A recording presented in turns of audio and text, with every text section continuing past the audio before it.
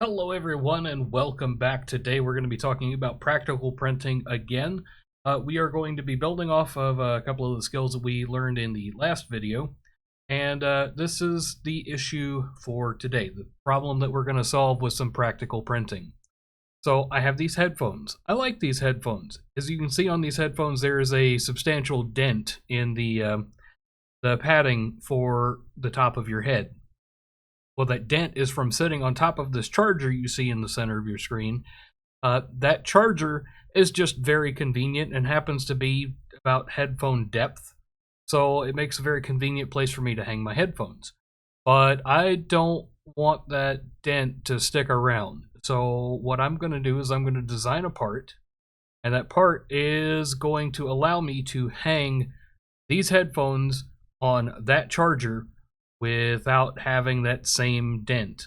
Okay, so let's move right along, and we've got another photo here. This is how wide the band is, so that's how deep our part is going to have to be. And then we've got this right here, which is the charger width. So they're actually pretty similar, and we're going to go ahead and hop into Tinkercad and start modeling that up. Okay, so in this case, we need something to stand in for the charger. Now that charger is 27.8, so we're going to go to 28 millimeters wide. And the depth needs to match what is on the headphones at the very least. So that's going to be at least 26. So that is absolute bare minimum length to keep it the exact same width, but actually, realistically, we want it to be, I don't know, 5-10 millimeters more than that, so we'll go 36. So if there's a little bit of overhang, it's not going to be an issue, and it's also not going to get in the way of the chargers.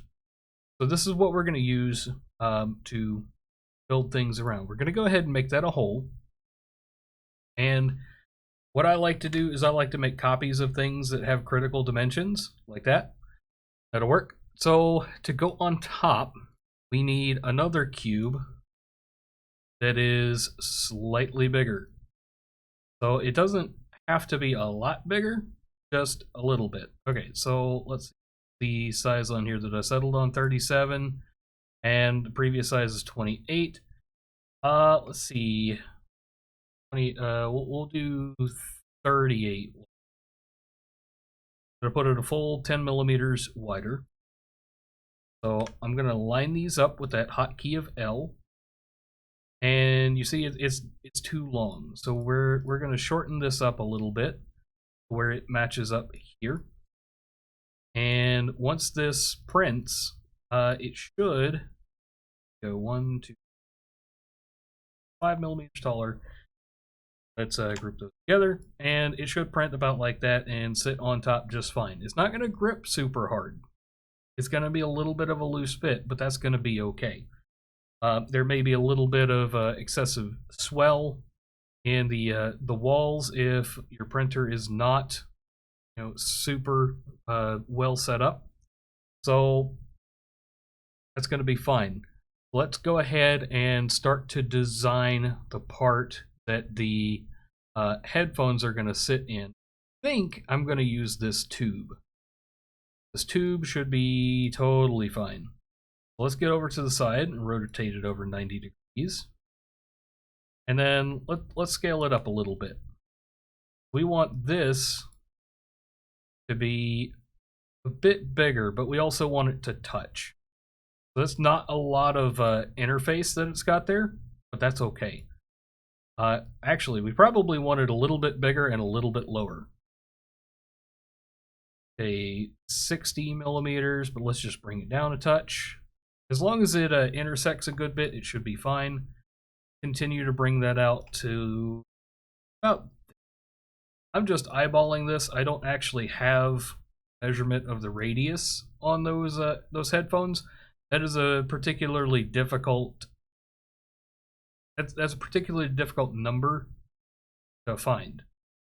That's not something that I really know how to do. Okay, so we have grown our tube to match the size of, or the depth right here. So let's go ahead and give it more sides so it's nice and smooth. And then let's throw in a big empty cube.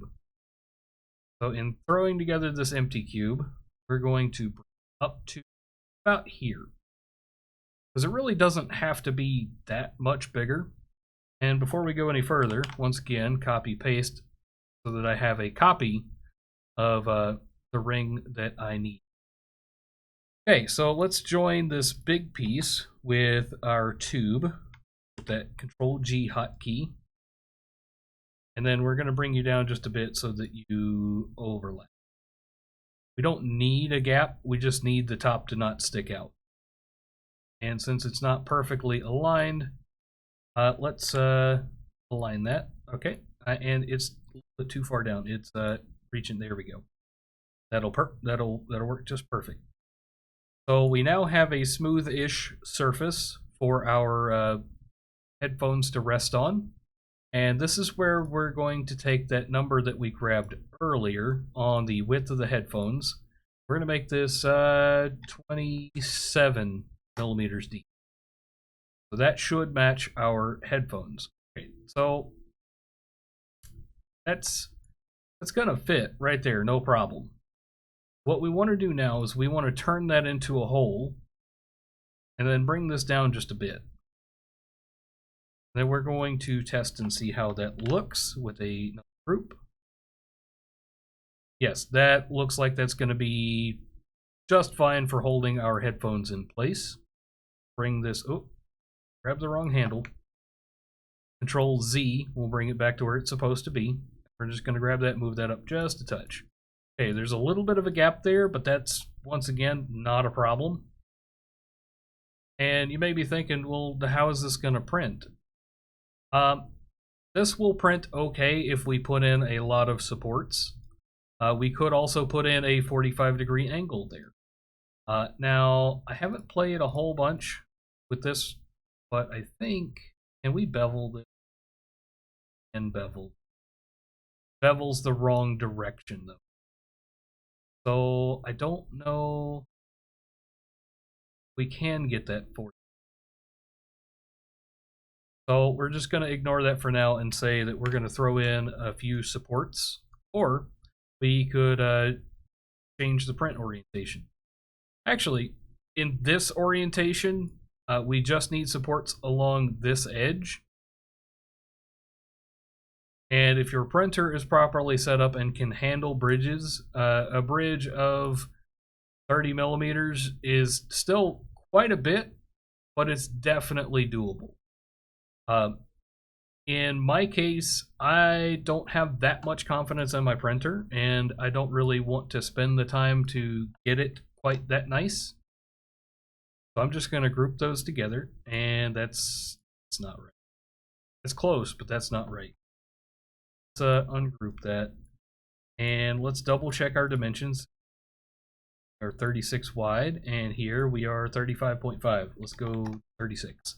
That little bit of adjustment isn't going to be a huge deal when it comes to like actual fit and fitment on something that's got non-critical dimensions.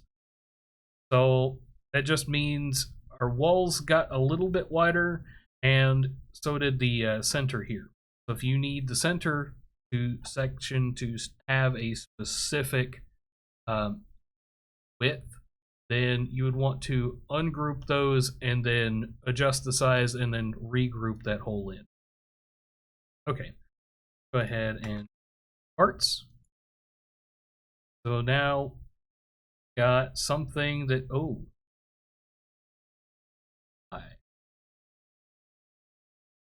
why is that sticking out? That should stick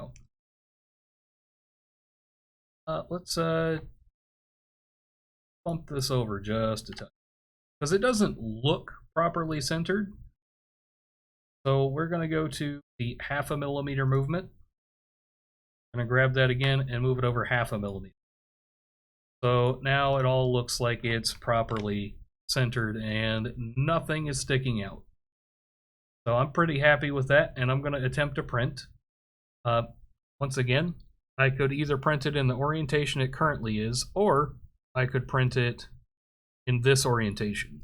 This orientation would mean fewer supports for this center section, and it would mean no supports for this edge, but it now means that we have to support this edge. So what we're going to do is we're going to support that edge, and this is not going to be the cleanest, but it will work. I may change my mind after an attempt at printing, and if I do, I'll let you know. And I may print it in this orientation since none of these pieces that would need support will be in contact with the headset. If I do support this in this orientation, all of these edges will absolutely have to have that support. There's no getting around that. This center section may not look super good.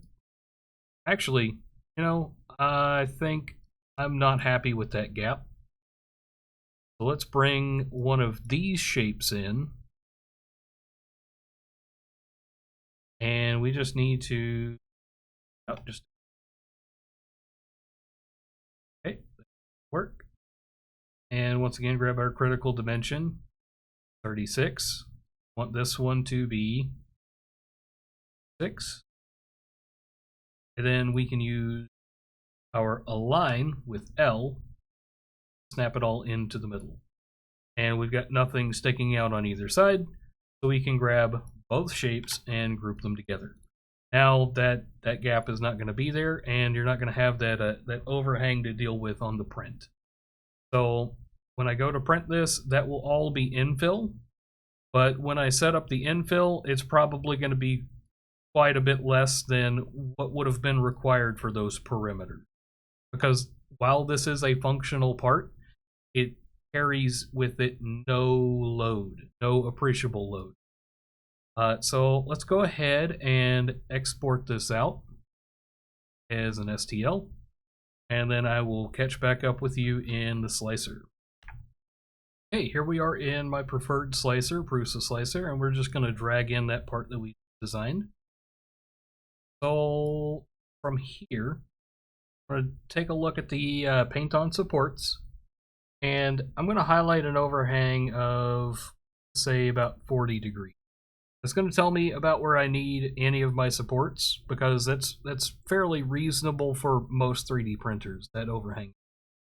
I'm also going to check the on overhangs only, and we're going to go ahead and paint in, and this is going to be a little less than perfect, a support here. Now, standalone support like that doesn't usually hang in there all that well. We want to make it a little bit thicker. So a support of that width ought to be just fine. And then we're going to paint these edges so that they're supported. Get all of those bits. And we don't have to do anything on the bottom here because that's going to be set against the build plate. So let's just slice it at 0.15 and see how long that's going to take. We did not select the support for enforcers only, so it didn't generate any of the support. So let's go ahead and do that now. So that's estimating 2.5 hours. And these are just plain old rectilinear. They're not the snug supports. Now, snug supports I do like. They generally use a little bit less material. But with how beefy this is, that ought to be able to bridge that gap, no problem. So let's do another little something, because you can see the stair-stepping effect on here. So we don't want that, if nothing else for a cosmetic effect. Let's go ahead and hit escape to leave that tool, and then we're going to use the variable layer height. And in this case, we're going to take a look at what the regular adaptive says. Let's hit slice, and you can see that stair step effect is massively reduced, but it's not gone. And we've gone from 2.5 hours to 2 hours and 5 minutes. So let's go back and let's tweak that just a touch more. We can actually come in here to this, and we can increase by left clicking or decrease by right clicking how thick that layer is and how wide that is. We're gonna thicken this up or make these layers a little bit thinner. Yep. And then we're gonna slice again to see what it says. We gained 2 minutes on our slice time, but that's way better. So if you're printing a part and this stair-stepping effect is not desired, then you could try printing in the other orientation, which I can go ahead and show you. Let's choose the place on face. We're going to place on face right there, and then we're going to slice it, see what happens. So you can see just barely that this is going to be a very smooth surface, but all of this is bridging and bridging perimeters. What we want to do to test that is we're going to set that to in that ballpark and go ahead and just hit in. And we'll slice now, and 2 hours and 17 minutes. That's not bad at all. That's really not bad. But like I said before, what we're wanting to avoid by not printing in this orientation is a rough surface where the headphones will actually sit. So let's go back to the plater and then undo a few times and back to slice. There we go. It even saved all of our settings. It's great. I haven't touched any of the infill settings, so it should be gyroid at 15%. And yes, that looks really cool. If you need to fill a part, like pause a print and then fill the part with something to make it heavier or a little bit more robust, gyroid is the way to go, because anything you pour in will be able to get anywhere. That's not something that we need. And once again, this doesn't have to be the strongest print ever. We're going to go over here to infill, and we're going to change gyroid to cubic. That should make us just a little bit faster. And like last time, we're going to go over to layers and perimeters, give it extra perimeters if needed, avoid crossing, the perimeters, detect thin walls. Thick bridges should let you bridge longer distances. We want to make sure we've got detect bridging perimeters on. We want external perimeters first in this case because we want a real nice surface finish. And no, we do not want a fuzzy skin. Once again, there are a bunch of cool features in here that we're not using, but it's because we don't really need it. Okay, so our print time has not gone down with the selection of cubic. So let's take a look at just grid. So if we use the grid infill, which is adequate for almost every project, it's just squares. There's no adjustment in the length at any point in time. It's always straight lines. So if we look at our print time, 2 hours and 6 minutes.